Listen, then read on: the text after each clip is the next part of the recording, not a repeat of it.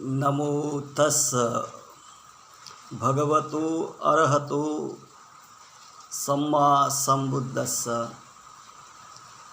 नमो तस् भगवतो अरहतो सम्मा सम्बुद्धस्स। नमो तस् भगवतो अरहतो सम्मा सम्बुद्धस्स।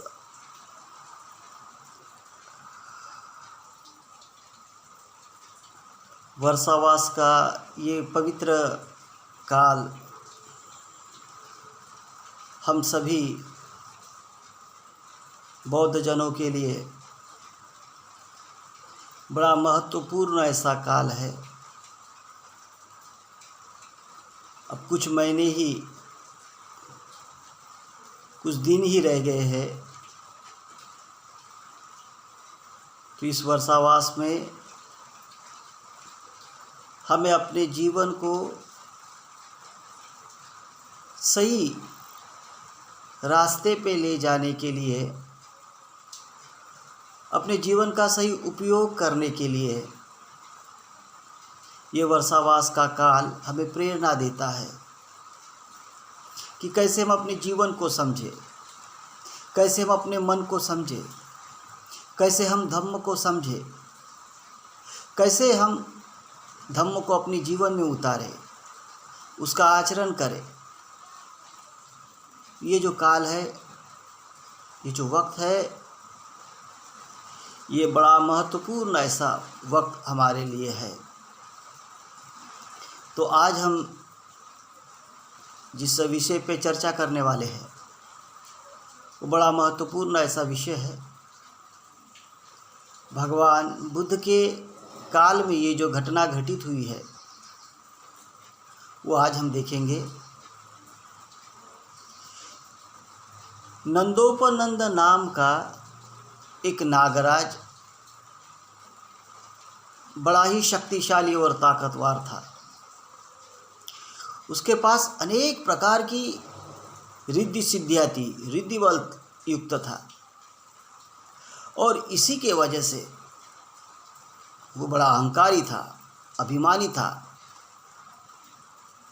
और इस अभिमान अहंकारी होने के वजह से वो दूसरे लोगों को कम समझता था। श्रमणों को वो अनादर करता था, उनका श्रमणों को सम्मान नहीं करता था। ऐसा ये मिथ्या दृष्टि में पड़ा हुआ नंदोपनंद था। एक दिन सुबह सुबह तथागत भगवान बुद्ध अपने भिक्षु संघ के साथ पिंडपात करने नगर में आए। उनके साथ उनके अग्र शिष्य महामोगलैन भी थे। वो जिस नगर में आए उसी नगर में वो नंदोपनंद अपने शिष्यों के साथ उत्सव मना रहा था। उसने देखा कि श्रमण आए हैं, तो वो अपनी रिद्धि बल से, अपने चमत्कार से उनको भयभीत करने लगा। तो भगवान ने ये देखा, ये नंदोपनंद बड़ा मिथ्या दृष्टि से भरा हुआ है, ये सच को समझ नहीं रहा है। तो भगवान के मन में उसके प्रति करुणा जाग उठी। वो अपने शिष्य महामोगलैन को नंदोपनंद का दमन करने को आदेश देते हैं। महामोगलैन स्थविर ये श्रेष्ठ रुद्धि बल संपन्न थे, लेकिन ये बात नंदोपनंद नहीं जानता था, क्योंकि तथागत भगवान बुद्ध ने अपने शिष्यों को रुद्धि बल या चमत्कार दिखाने के लिए मना कर दिया था। उन्हें आदेश दिया था कि वो किसी प्रकार का रिद्धि बल या चमत्कार नहीं दिखाएंगे। इसलिए ये नंदोपनंद इस बात से परिचित नहीं था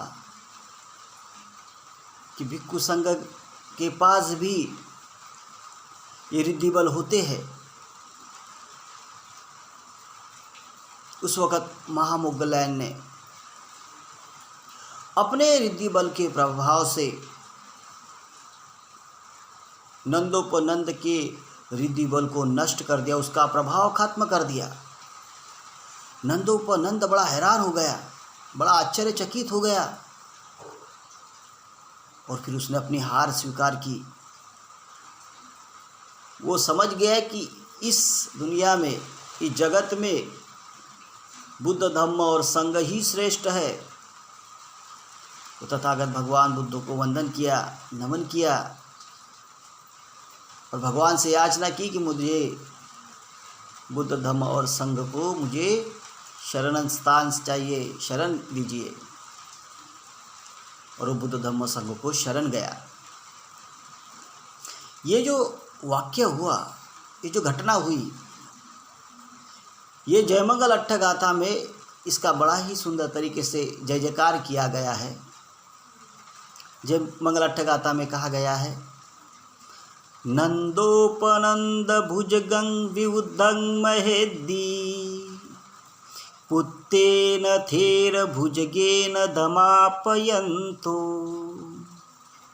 इद्धूपदेश विधिना जित्वा मुनिन्दो तंग तेजसा भवतु ते जय मंगलानी। विविध प्रकार की महारिद्धियों से संपन्न नंदोपनंद नामक भुजंग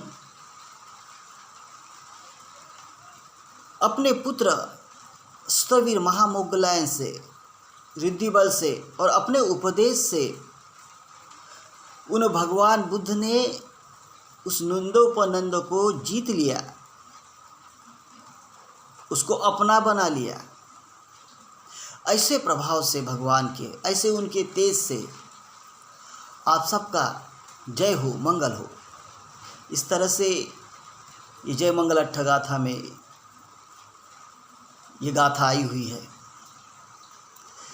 जय मंगल अट्ठगाथा में 8 पवित्र ऐसी गाथा है जिसका रोज पारायण करने से, जो बुद्धिमान व्यक्ति रोज उसका पारायण करता है आलस न करते हुए, वो कई बाधा से, कई उपद्रव से मुक्त होते जाता है और वो निब्बान पद के प्राप्ति की ओर, मुक्ति की ओर अग्रसर होते रहता है। तो आज भी कई उपासक और उपासिका विहारों में, अपने घरों में रोज किसी प्रकार का आलस न करते हुए जय मंगल अट्ठगाथा कहते हैं। तो आज हम देखे हैं कि भगवान ने अपने बल से, अपने उपदेश से कैसे एक रिद्धि संपन्न व्यक्ति को जीत लिया। तो भगवान का ये बड़ा गुण है। आप सभी का इस वर्षावास में धम्म जीवन यशस्वी हो, ऐसी मैं मंगल मैत्री करता हूँ। आप सबका मंगल हो, आप सबको सुख शांति यश वैभव प्राप्त हो, आपके कुटुंब के सारे सदस्य लोग निरोगत्व हो, ऐसी मैं मंगल मैत्री करता हूँ। सब्बे सत्ता सुखी हुन्तु, सब्बे हुन्तु चखेमिनो, सब्बे भद्राणि पश्यन्तु, मा कंची दुःखमागमा, यानि भूतानि समागतानि, भूमानि वायानि व अन्तरिक्षे,